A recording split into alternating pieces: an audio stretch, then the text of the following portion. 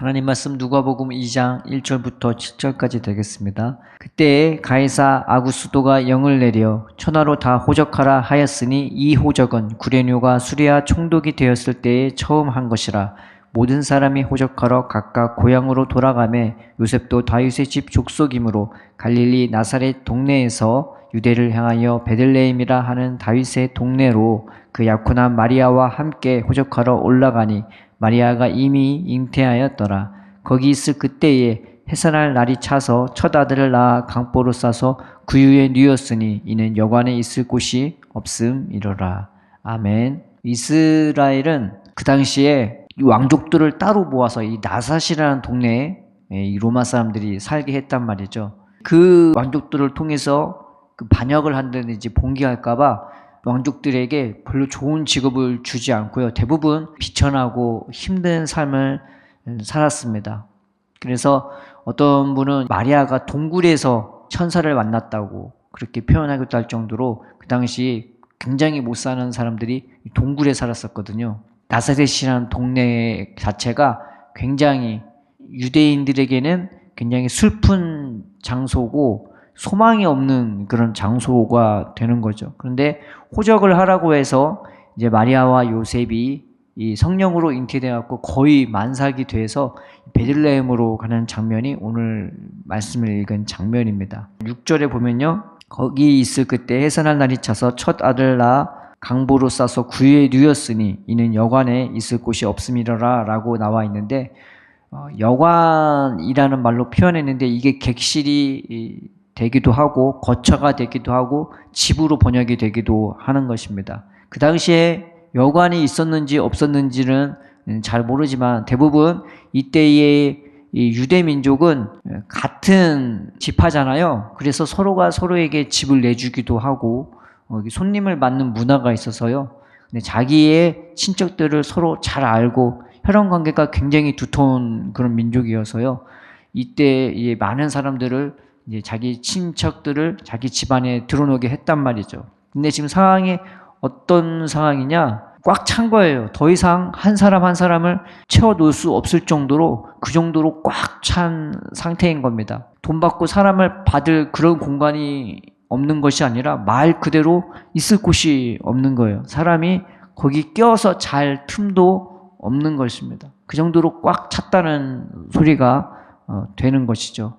그래서 여관에 있을 곳이 없다는 표현하기보다는 있을 곳이 그 거처에 있을 곳이 사람 몸 누일 그 공간이 그 여유가 없었다고 보는 게 이제 더 맞는 표현이 되는 것입니다.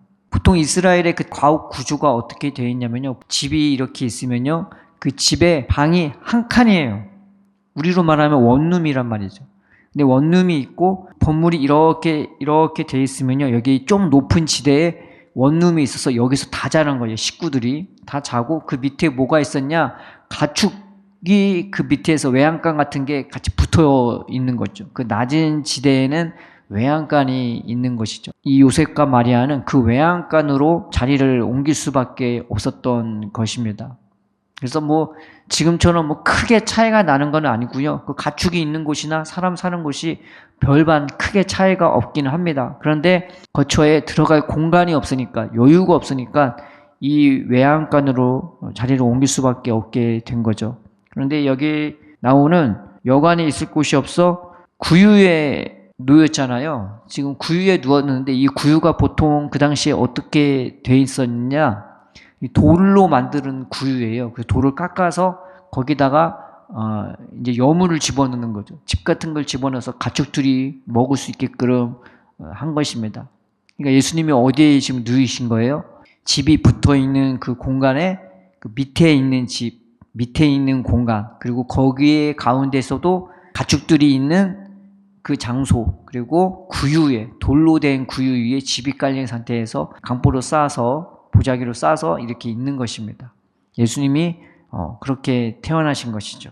하나님이 이것을 선택했다고 이제 보여지는 것이죠. 하나님은 세상에 여유 있는 공간에서 자신의 아들을 보내신 것이 아니라 정말 여유 없는 그런 공간에서 그리고 차갑고 냉랭한 그런 여물통, 돌덩어리 같은 그 위에서 자신의 아들을 그곳에서 잉태되도록, 그곳에서 누이도록 인도해 주셨다는 것입니다.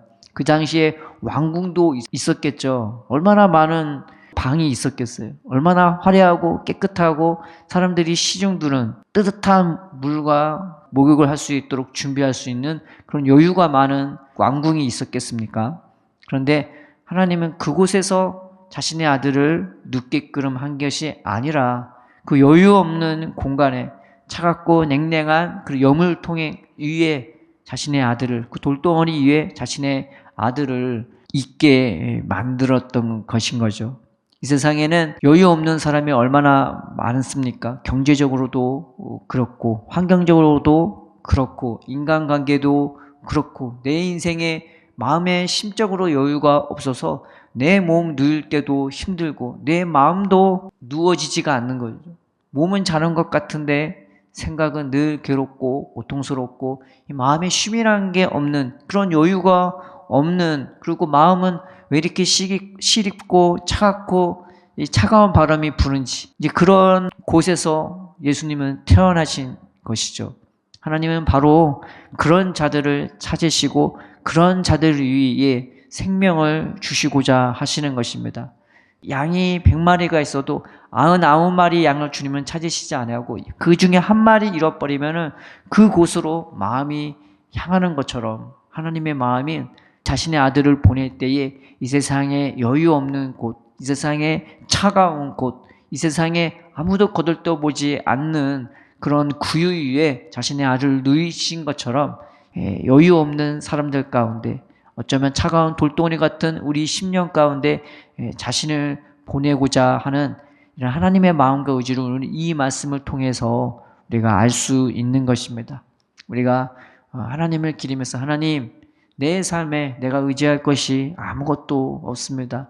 하나님, 사람도 의지할 수 없고 돈도 의지할 수 없고 나 자신도 의지할 수 없고 내가 그 어떤 것도 의지할 수 없습니다. 예수님만이 나의 의지가 되게 해달라고, 이 차갑고 냉랭하고 여유 없는 이 심령 가운데 예수님만 임하게 해달라고, 우리가 이 성탄 새벽에 주님의 오심을 축하하며 기쁨으로 우리 심령 가운데 예수님이 임하시기를 기도하며 나아가는 저와 여러분 되기를 주님의 이름으로 축원드립니다.